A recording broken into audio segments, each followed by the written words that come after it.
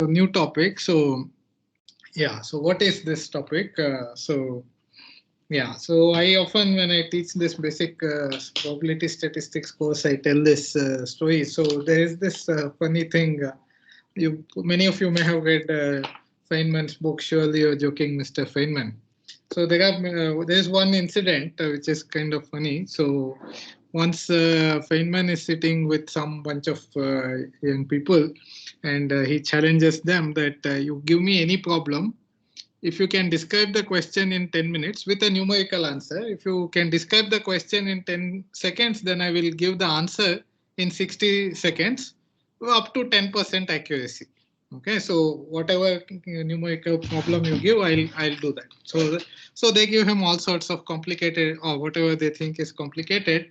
They give him some to do some integral, to compute some binomial coefficient, various things. So he does all of that quickly. He has many tricks for calculating, and anyway, it's not exact calculation, approximate calculation. So then they get a bit annoyed. So then there is a mathematician who is walking nearby called Paul Olam. So they call him. So look, Feynman is doing all this. So why don't you give him a difficult problem? So the mathematician doesn't even stop. He just keeps walking and he says, okay, here is a problem. Calculate tangent of 2 to the 100. Okay. So then Feynman says immediately, I give up. So why does he say it's impossible? It's an impossible problem. Why is it an impossible problem? So we understand how tangent looks. So let's look at 0 and pi. So pi by 2. Sorry, here is minus pi by 2 maybe. So tangent function is like this, right? It blows up at pi by 2 and at minus pi by 2. And then the whole thing keeps repeating again. So this goes to 3 pi by 2 and so on. So forget calculating this. Let us just try to answer, is it positive or negative? Okay, so you just have to think, can you answer whether this is positive or negative? Now somewhere far down the line is 2 to the power of 100.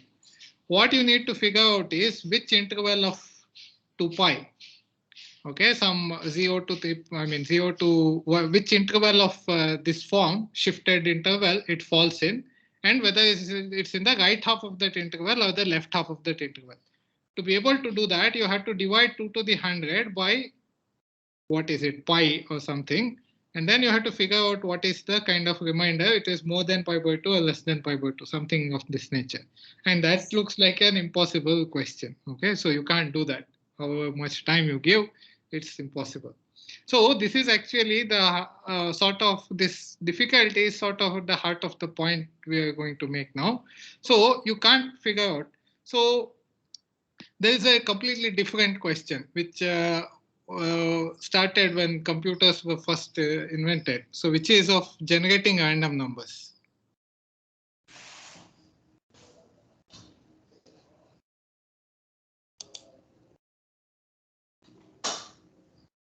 So let's say even random bits means you have to output a plus or a minus with probability +1 or -1 with probability half, right? So how do you do that? So well, when computers first came, this was a problem which is important for a lot of scientific computation. So people were working on this. People like von Neumann worked on this. There's a famous saying of von Neumann that, I mean, how do you generate? I mean, he in fact worked on this kind of question. But there's a funny saying that he said that anybody who uses a computer to generate random numbers is already in a state of sin. Because what are you doing? I mean, you are taking an algorithmic machine and you are trying to produce. It can only give the same input, it will give same output. So how can it output a random number? Right. So this is an important problem of interest. So you have to have an algorithm which outputs plus or minus with equal probability. Of course, there is nothing random that a computer can do. So it's something that looks like random is what we have to accept. So the point is the difficulty of this problem suggests a way out for this problem. You see, maybe since we cannot figure out whether this is plus or minus, can I treat it as a random number, for example? Of course, this would be completely useless because I cannot even calculate it on a computer. So maybe I will not calculate this, but maybe we will take the tangent of 100 or something, which a computer can calculate. But for you, it will be complicated. For us, it will be complicated. So you take the sine of that. Can I treat this as is this a good random number? Is it a substitute for a random? If I want one more, then I will go to sine of tan of maybe 200. Or if you're not happy with 100, maybe 1000. But a computer can calculate these things. So if I want a few bits, random bits, maybe I can use these things. Can I do that? Or is it okay or not okay? Or should I take, instead of this, should I take 10, 100, 1000 or like that? Or is it okay if I take 10, 20, 30 and so on? Will I get what looks like random numbers? So this is an important question for random number generation. Actually, that is an important problem itself. How do you generate random numbers?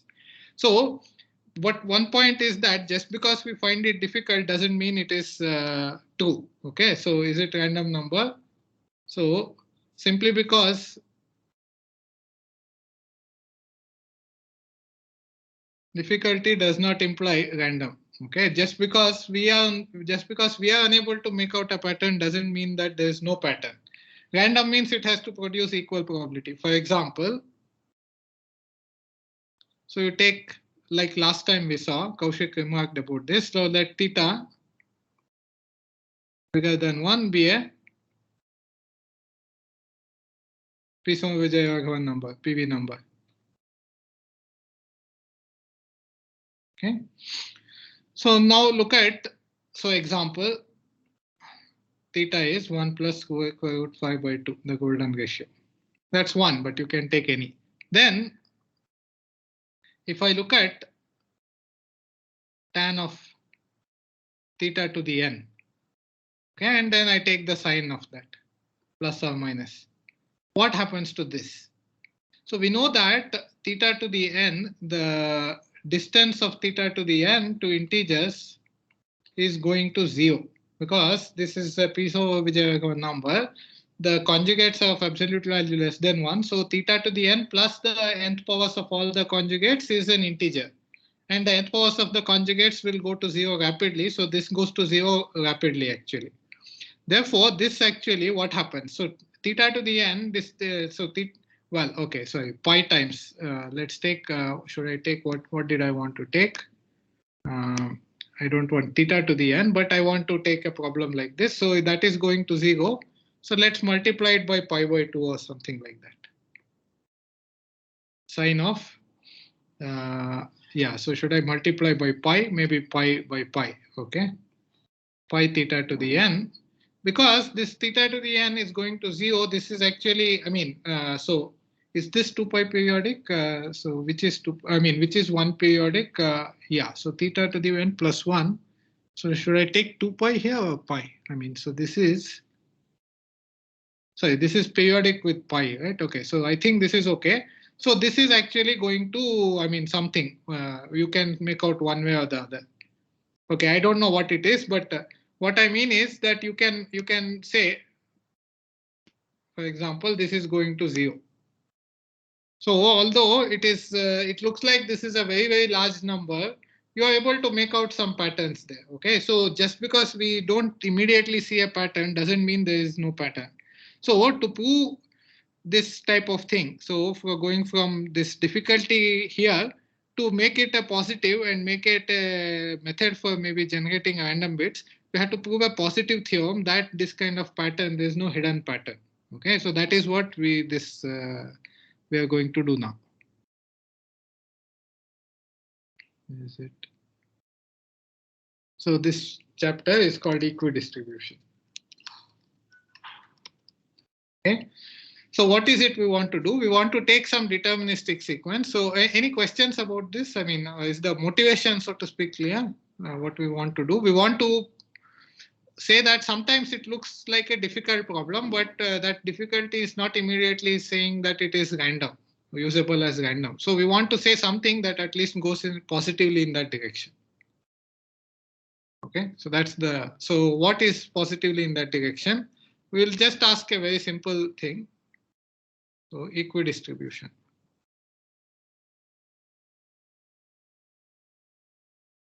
So let X be a sequence, X1, X2, etc.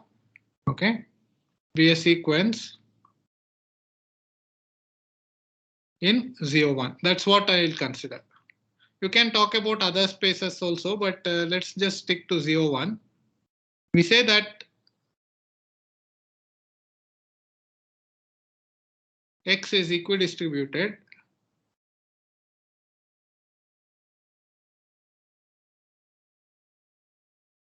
if what happens if you look at the number of k less than equal to n such that xk belongs to an interval, and take the proportion that should converge to b minus a, where for all intervals equal to ab contained in the interval 0, 1. Take any interval in 0, 1.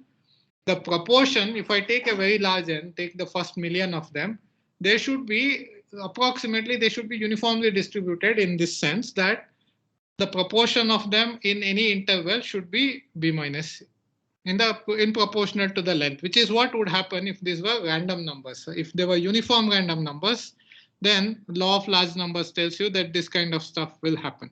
Okay, so we are asking a sequence which satisfies the law of large numbers, so to speak. That's what it is. Is it okay? It is amenable to a lot of generalization. You don't have to stay in the space 0, 1. You may take some abstract space and a measure on it, and you can talk about equidistribution with respect to that measure, which means that the proportion that fall in a subset should converge to the measure of that subset in the given measure. So that is what equidistribution would be, but we will stay with 0, 1 and this. So that is the question. So we want to investigate some sequences which are equidistributed. Okay. So what I mean, so what are some of the theorems that we are going to prove? Maybe it will be a good idea to tell some theorems. We'll come back to that, how to prove those things. So the theorems that we are going to prove. So some theorems. Let me put down 3 theorems. Theorem 1 is that let alpha be an irrational number.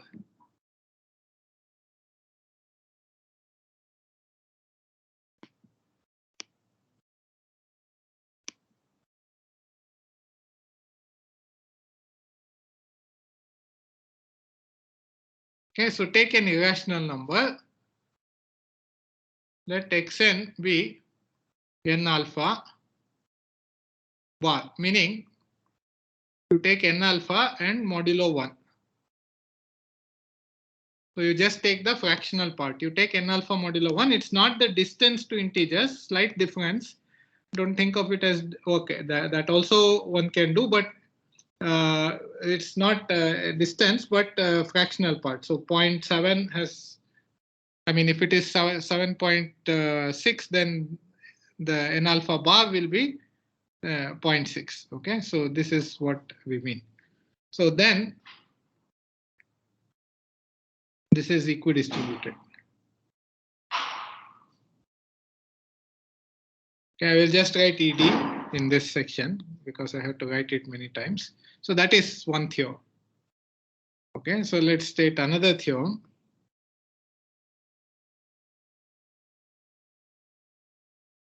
So this is a linear sequence folded into 0, 1. Okay, a linear sequence. Note that if alpha was rational, this wouldn't happen. If you start with alpha equal to half, what happens? First you have half, let's say 1/3. So you get 1/3. X1 will be 1/3, X2 will be 2/3, X3 will become 0. Then X4 is again 1/3, X5 is 2/3. So that same sequence keeps repeating 0, 1/3, 2/3, 0, 1/3, 2/3. That's clearly not equidistributed. Is okay? So, but if alpha is irrational, then this is equidistributed. So you never repeat. If alpha is irrational, it's easy to see that you will never repeat. It's a very basic exercise that you can show this sequence is dense. But equidistributed is going much more than that. Equidistributed sequences are definitely dense, but not all dense sequences are equidistributed. I mean, it has to visit everything in the right proportions. So that is important. Theorem 2 is going, okay, this is a linear sequence folded into 0, 1. What if you take a polynomial sequence and fold it to 0, 1? So let P of x be some alpha d x to the d plus alpha 1x. Okay. If you want, you can add an alpha naught. It's actually not going to matter, where alpha I are real numbers and at least one of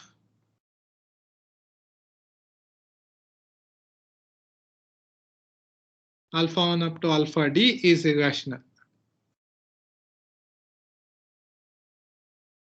Then you can evaluate this polynomial at integers. You take the polynomial evaluated at integers and take modulo 1, fold it to 0, 1. This is equidistributed. Okay, so you need this one. Irrationality is again important. If it's all rational, you can figure out that this is not going to work. Okay, it will become periodic or something like that. So it will take only finitely many values at any rate. So it is not going to work. So, but you take any polynomial with irrational coefficients. I mean, at least one reasonable coefficient. I mean, not the constant coefficient is going to induce an overall shift. Okay, alpha naught. If you take some sequence, alpha naught is just going to do a kind of rotation on the 0, 1 modulo. Well, 0, 1 modulo 1, right? So that's same as unit circle. So it's like these are called irrational rotations. First one. So this alpha naught will introduce an overall rotation of the whole sequence. So it won't change the equidistribution properties. Okay. So alpha naught is not relevant. At least one of the other coefficients better be irrational. Then this is true. Then let's take theorem 3. Let me mention.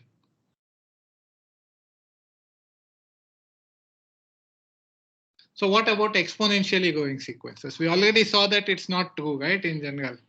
So there are these thetas such that distance of theta to the nz is going to 0. So it doesn't work. Okay. So however, it is true for almost all thetas. Okay, not PV numbers, but almost. So for almost every, let's write lambda bigger than 1, the sequence, you take exponentially growing sequence. Instead of evaluating polynomial at integers, you are evaluating an exponential function at integers. And take conjugation. I mean, sorry, not conjugation. So take fold it on 0, 1, lambda to the n bar. Okay, I'm going to use this notation. X bar is x mod 1. All my sequences will be like that. We'll naturally define a real sequence and fold it onto 0, 1. So this sequence is equidistributed. So, but for fixed lambda, it's not true. There are exceptions exist, such as lambda equals PV numbers. If it's a Piso-Vijayaraghavan number, then it is not true. But that is only countably many. If you ask me what are all the exceptions, I really don't know. I mean that of course the proof doesn't tell you what are all the exceptions. I'm not sure that one can figure that out. And apparently these are quite difficult issues actually. So if you give a specific irrational number like pi or e or square root 2, then it is very difficult to figure out. And I think some of these questions are in fact open, I believe. I'm not too sure whether for pi and e it is open or not, but this question of whether pi to the n is probably open. Okay, I will look it up. But so such things are there. So so it can be a difficult question sometimes. Okay. Any questions, comments? I just gave the results so that you have an idea of what kind of things we are going to prove. Okay, whether to call this, okay, if a sequence satisfies this, should I call it a random number sequence? Maybe not enough, because, I mean, you can give many sequences which satisfy this, which are not really looking random. For example, x1 and x2 may be always very close. Consecutive numbers are going to be very close usually. Then that would not be good for us as random numbers, but this is kind of a first step. Okay. Now, actually, if you take a mathematical software, they use many sophisticated techniques to produce random numbers. Some of them have not been proved. Actually, if you look at a software like Mathematica, it uses some things. Whatever it uses some machine. Okay, it uses something called a cellular automaton. It is whatever it is some algorithmic thing, but it keeps producing a sequence of zeros and ones, and they use that as a random number sequence. So actually, it's not been justified that that is actually mathematically sound. Nobody knows, but people have not been able to find a pattern, so they assume that it is okay. And practically speaking, they'll do better than this kind of naive sequence, practically speaking, but there is no mathematical justification. These are there is a qualitative interpretation as random numbers, but there is also a provable statement here. That's the kind of sweet spot here. I don't know about this, but like if you sort of feed a random number generator something that you get from a physical process, that should be random, right? Like let's say Yeah, I register photons on some device yeah. and Apparently, yeah. No, perhaps. I mean, to the extent that you believe something in the physical world is random, yes, yes. I mean, early sure. computers, early computers used to do something like that. They had some meson detector or something, and I do not know what it used to use, whether the time at it which does or something. So it looks, yeah. So, but again, that's one of the difficulties is that, I mean, yeah, I guess that is probably people do use it and are happy with such things perhaps, but in today's computers, it doesn't take any physical input, at least directly. Or maybe it can, I'm not sure. Sometimes people have asked me, we can use time. It has a clock usually. It can use something. Perhaps right. those things can be done. But many a time what people suggest are just layers and layers of difficulty where I won't be able to say it is not random, but they won't be able to justify it as random either. So you may have, okay, you will go to the internet, pull up something here, pull up something there, add something to this and that. It looks random. Maybe I can't say it's not random, but somebody has to justify it as random. I don't know whether such things can be done. Yeah. So Manju, I So, just want to make huh. one remark. I mean, it's kind of obvious the way you stated it, but the enumeration of the sequence is important. Oh, yes. Yeah. It is in the order. Yeah, it's not a set. Yeah, actually, sometimes I'm writing like a set, but actually I should write sequence. It is a good point because the same thing, I should write everywhere a sequence. Okay, so these are sequences, not sets. So I think it's a good exercise. So you show that the rationals enumerated a certain way in 0, 1, they are not equidistributed, but if you permute them, then they are equidistributed. Yeah, so recently, I mean, so there are these crazy things that go on. So some newspapers pick up some crackpotty things. So there is some proofs of Riemann hypothesis going around. Okay, so I was for whatever reason I got one of these papers to look at, and it was of course completely wrong. Basically, what happened there was this. So I'll just mention on the side. It is related to the point Kaushik made. So there is the following thing called the Mobius function. Okay, Mobius function is a function which is, so if n is a product of distinct primes,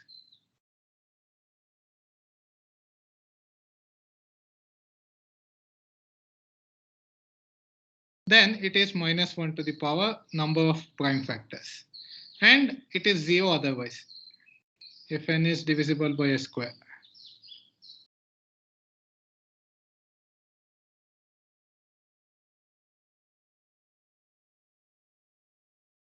These are the only two possibilities. Either n is divisible by the square of a prime number or it's a product of distinct prime numbers. So you get this. So for example, if you take 1, 2, 3, 4, 5, 6, etc. Okay, I don't know what mu of 1 is defined as. This is 1, this is 1, this is 1. These are prime numbers. This is 0. This one is 2 into 3. It has, sorry, these are minus 1s if you want, because 1 prime number. This is plus 1 and so on. So Riemann hypothesis is equivalent to the statement that this, if you look at the partial sums of mu of k, this goes slower than if you divide by anything bigger than half. That goes to 0. Okay. So if you had random numbers, you can remove all the zeros. They don't make a difference here. If you look at this, this is basically if mu k's were where they are positive or negative, they kind of are equally there, then you know from basic probability that this quantity is of the order of about square root 10. So if you divide by anything higher, then it will go to 0. So this is actually an equivalent statement, easily equivalent statement of Riemann hypothesis, known for a long time. So anyway, this crackpot paper, what it did was basically it took this sequence and rearranged it actually, and then got this kind of statement. But as Kaushik said, if you have infinitely many ones and minus ones here, you can always rearrange it so that this is 2. I mean, rearrange without changing order also. I mean, so sorry, rearrange, not without changing order. You can always rearrange it. So that is what this type of papers have done. You see that there was some recently some newspapers reported on this and stuff like that. So rearrangement is not good. It's a sequence that we are talking about. Anyway, so let me go back to trying to prove this. So let's first establish what is this equidistribution concept. Let me just say that first. Okay, so from I think I can assume this, but nevertheless I will take a viewpoint. But first let me say equidistribution can be reformulated in multiple ways. So let's state a lemma, basic lemma.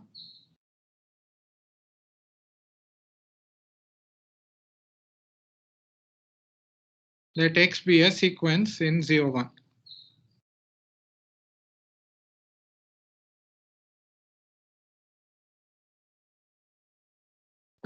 Okay. So the following are equivalent. 1, X is equidistributed. Okay. So X is equidistributed means for every interval, the proportion of xk's that fall in that interval converge to the length of that interval. Point number 2, 1 over n summation f of xk, k equals 1 up to n, converges to the integral 0 to 1 fx dx for all f which are continuous functions. Okay. This is also law of large numbers, right? I mean, this is another way of you could have formulated law of large numbers. Instead of looking at intervals, by the way, equidistribution, you see it is, one can write it as, if you want, it is 1 over n summation indicator I of xk. I could have written it that way. Then the similarity with this and this is clear. Here you are talking about indicators. Here you are talking about continuous functions. Third one. You don't have to, it's too much to check these things. So 1 over n em of xk, k equals 1 up to n, converges to 0 for all m integers except 0. So you may remember em of x, em of t is e to the, now I put back 2 pi I t. So this is the exponential function, 2 pi I is there, 2 pi is there. So this is saying that for these particular functions, the averages should go to 0.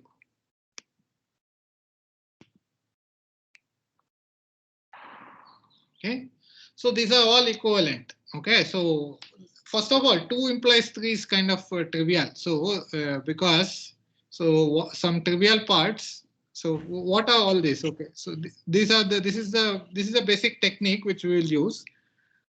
What is happening is equidistribution can be formulated like this, can be formulated like this, and this is the easiest to check because you have to check it for a few specific functions, namely these complex exponentials indexed by non-zero integers. If those satisfy this, then you're done. Okay. So you missed an m there in EMT, I think e to the 2 pi I mt. Oh, yeah, sorry. I forgot the m. Yes.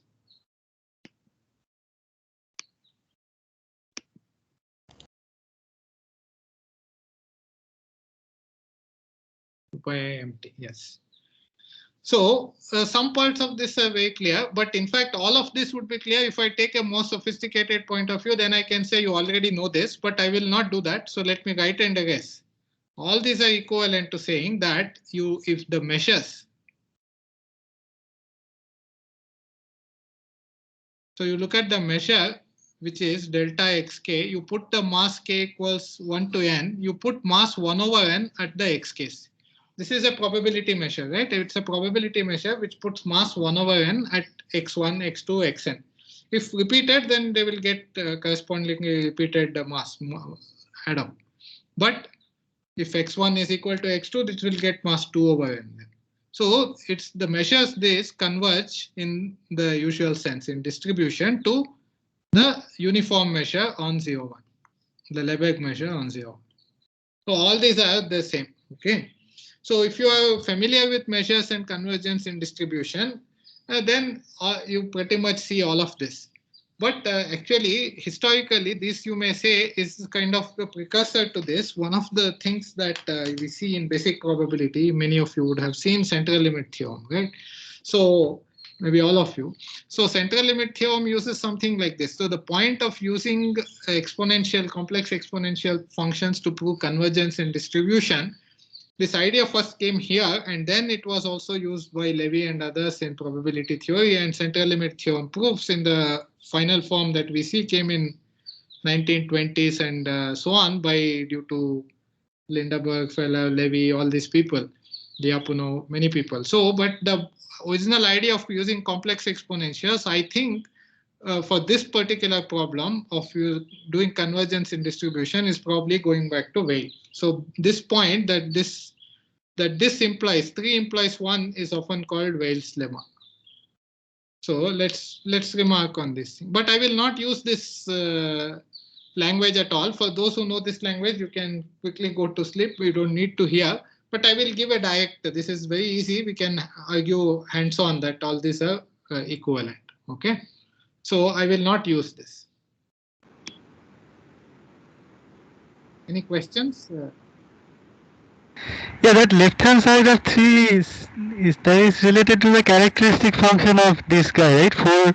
Exactly. That's the characteristic. If you take this, yeah, right. Okay. So that's a good point. I should have said it. If you look at, let's call this measure as mu n. Then mu n hat of m is, by definition, em of x conjugate d mu n of x. Now we are doing on the torus here is 0, 1. Okay, 0, 1 if you want. That is exactly e to the, I mean, this is a point mass. So you will just get 1 over n that sum. It is the Fourier transform 1 over n. K equals 1 up to n.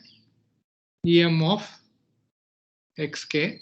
Here there is a conjugate, but okay. So, but m and minus m both, you put it at minus m, then you will get Tm of xk. So this should convey as this one uniform measure. If I call this mu, we know that mu hat of m is 0 for all m not equal to 0, and it is 1 for m. All probability measures have mu hat of 0 is 1. And uniform has all other Fourier coefficients vanishing. So this is saying that mu n hat converges to mu hat pointwise. Okay, we haven't proved in one reason I don't want to use this is we also didn't actually, when talking about measures, I said many things, but I didn't tell this point that convergence of Fourier transforms implies convergence in distribution of measures. Okay, this is called Levy continuity theorem in the real setting, but in circle it is somewhat simpler statement that if this happens, then blah blah blah. So, but I don't want to use it. That's all. But it's a good point what Shauminder said. This is just the convergence of Fourier transforms point by point. That's what this third one is. Okay. Any other questions, comments?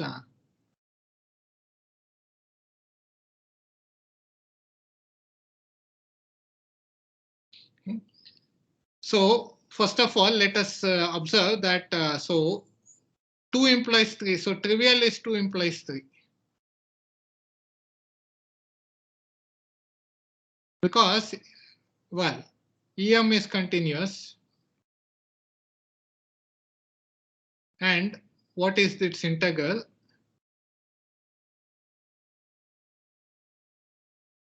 This is going back to the basic identity, which I said is again and again that is the running theme in this course. The complex exponentials integrated will give you 0. If m not equal to 0. Therefore, this statement is just a special case of this. These are special continuous functions for which this is happening. So that is trivial. So the remaining parts, so let's do from the most non-trivial part. That's the most trivial part. Let's go for 3 implies 2. This is the most non-trivial part, but it's not that difficult now.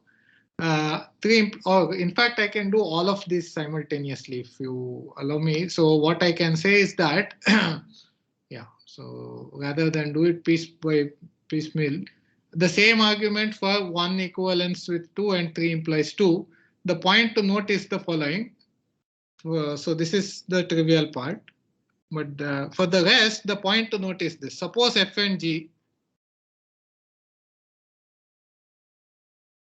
are 2 functions from 0, 1 to complex numbers. Then, if you look at 1 over n,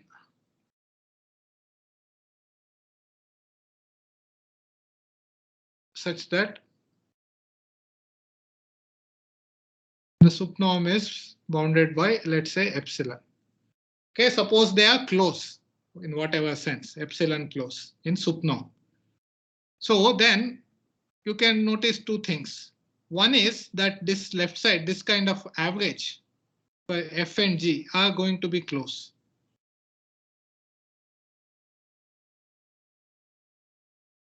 Is less than epsilon because it's just the average of less than fxk minus gxk absolute value average, right? Each of those fxk minus gxk is less than epsilon. So this is going to be less than epsilon. But so is the right hand side here, the integrals.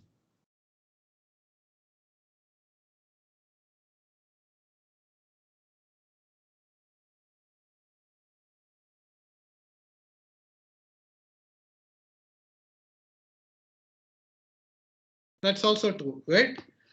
So what this gives you is that, hence,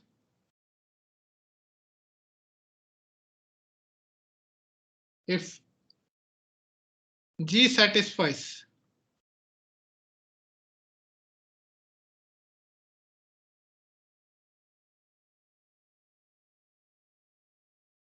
this thing, suppose G satisfies this, then F almost satisfies that.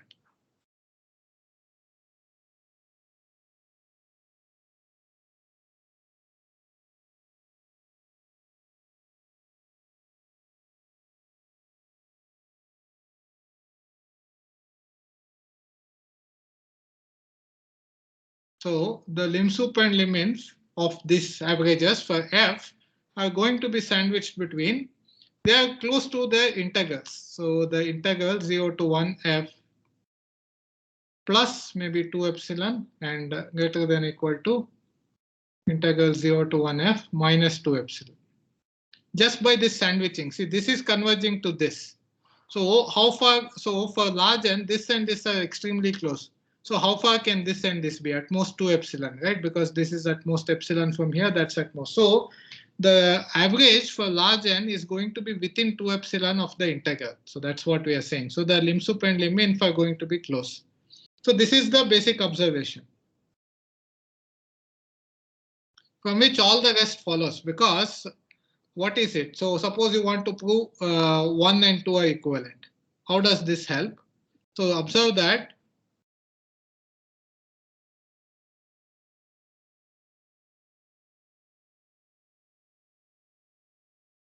one is same as saying 1 over n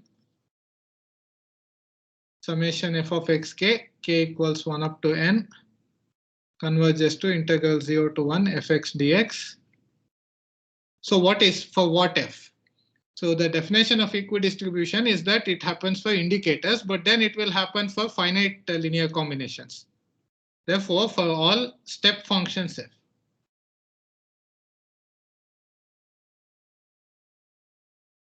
Okay, and 2 is, I mean, by definition, 2 is the same thing for all continuous functions f.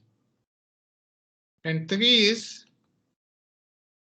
the same thing for all f in em, m not equal to 0. Okay, and if that is true for all these ems, and it's, in fact, you don't have to say m not equal to 0. For m equal to 0, all these are 1, right? This is true even for m equal to 0. I just didn't have to say it. When m is 0, this is the constant function 1. So this left side is 1. It will converge to 1. Okay, it will not converge to 0. It will converge to 1, which is the integral of 1 against the. So this statement is true for all f in which are ems. For all em.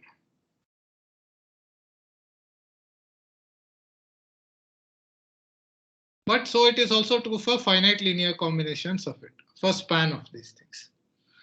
Okay, so now all you need to know is that, all you need to realize is that you can use any of these three classes. You have step functions, continuous functions, and span of complex exponentials. You can use step functions to uniformly approximate continuous functions. You can use continuous functions to uniformly approximate step functions. You can use span of PMs to uniformly approximate continuous functions. So this is the point.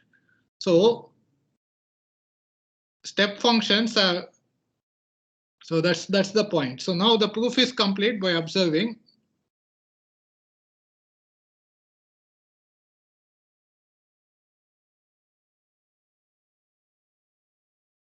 by, let's say, star is this step, this thing.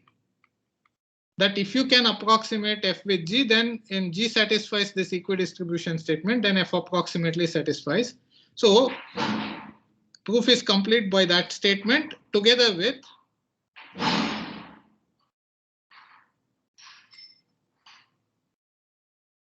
what are the statements? Given f in C01,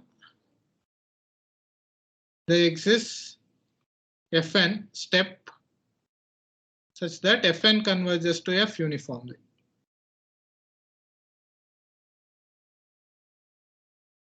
You just cut the interval into some large number of pieces so that the oscillation of function is small in each interval, and then you use step functions there. That's all.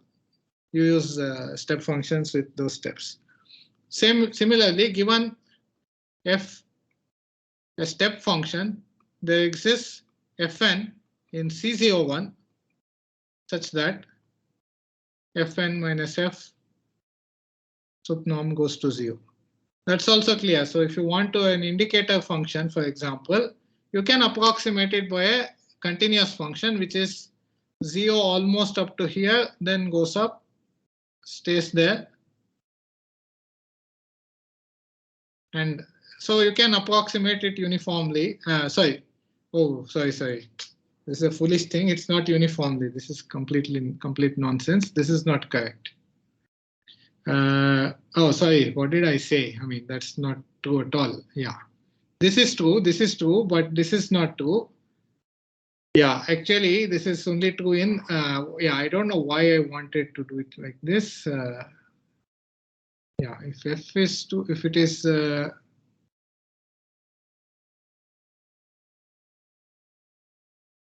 Yeah, so if you, how do you show it for step functions? So sorry, this is complete nonsense. You cannot approximate it in Supno. Okay, so yeah, so sorry about that. So this is not true. Such that Fn and Gn, such that you can sandwich it between Fn and Gn. Fn and Gn are continuous functions. You approximate from below by a continuous function and you approximate from above by a continuous function. The other one is on a slightly larger interval, it will be 1. So you can sandwich between the two and blah, blah, blah. Okay.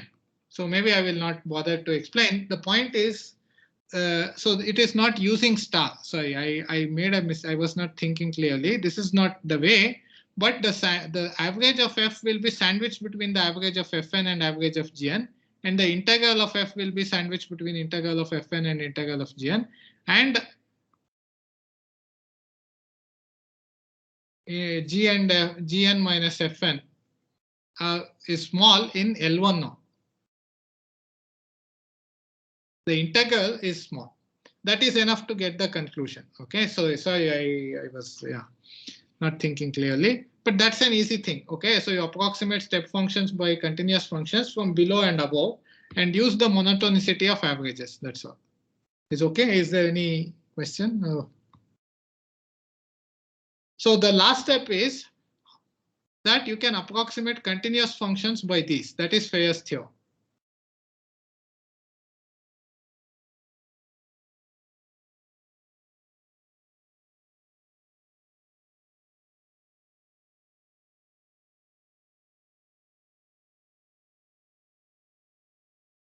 So fn minus f. So this is Fayer's theorem. This is where we are using Fourier analysis. Because trigonometric polynomials are dense in the space of continuous functions. So you get all these conclusions, okay?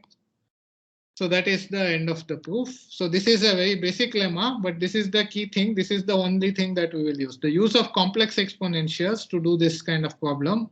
It's originally, this thing is called Weil-Kertigan. So that 3 implies 1 is called Weil-Kertigan.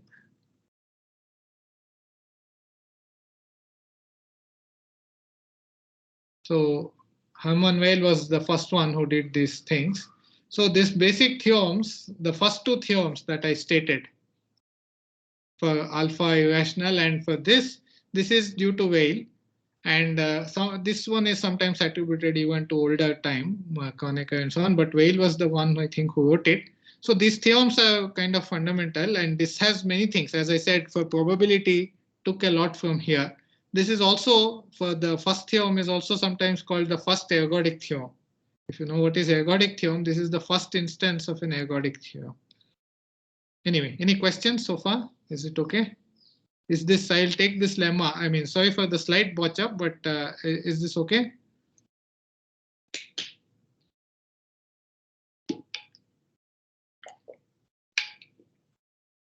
Okay, so once you have this, then it is easy. So I have a few minutes and I can easily finish the proof of theorem 1.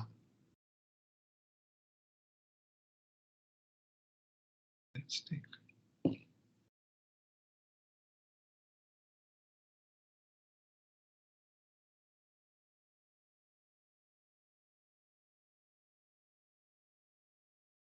Theorem 1 is saying this: alpha is an irrational number. It's a real number, not rational. Then want to show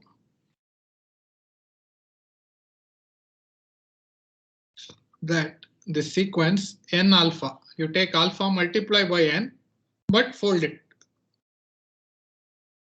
is equidistributed. So by the way, this is exactly what we were having here. I mean, so this kind of folding was what was happening in that Feynman story that I mentioned. Anyway, so that this n alpha bar is equidistributed is what we want to show. So by Weil-Kertigan,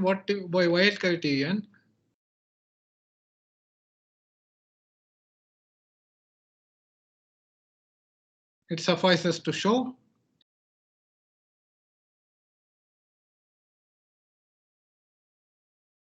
that 1 over n summation k equals 1 up to n ek of n alpha bar goes to 0. Sorry.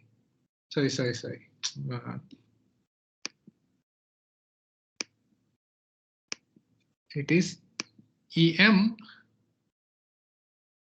of k alpha bar goes to 0 for all m in integers except the non-zero integers. Okay, so this is as n goes to infinity. That's what we have to show. Okay, so the thing is, if you didn't have this criterion, you would have to directly see how many times it falls in an interval, or at least work with continuous functions. How would we know? I mean, how do we know what will be the averages of continuous functions? Here is the magical thing. So em of x bar is what?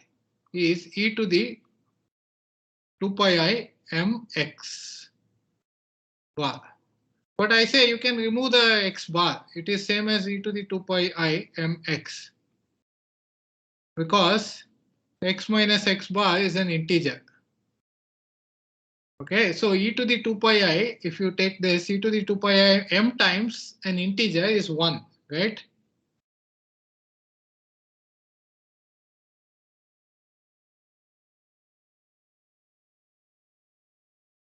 So e to the 2 pi I times any integer is 1. Therefore, whether you take x or x bar, it is the same. Okay, so what? That helps. Now you look at that average.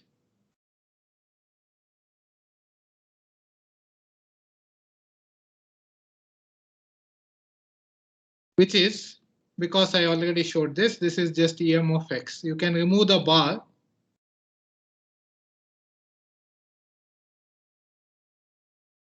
Two pi I m k alpha. I don't need to put the bar because I already showed that. But now you see it's a geometric series. Right? It is e to the 2 pi I m alpha raised to the power k.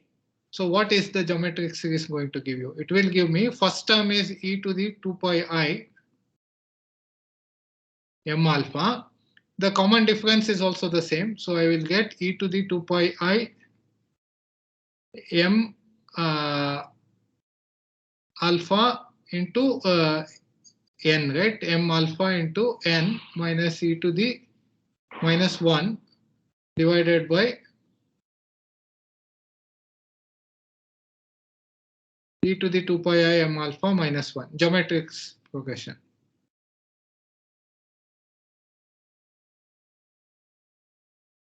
Okay, so what is this? What can we say about this? So this thing in absolute value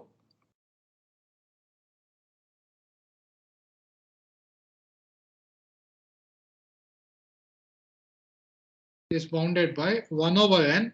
You put absolute value here, that is at most 2, right? This is of absolute value 1, and I get 1 minus e to the 2 pi I m alpha. What happens to this? Goes to 0 as n goes to infinity. None. Okay. Where did I use that alpha is irrational, by the way?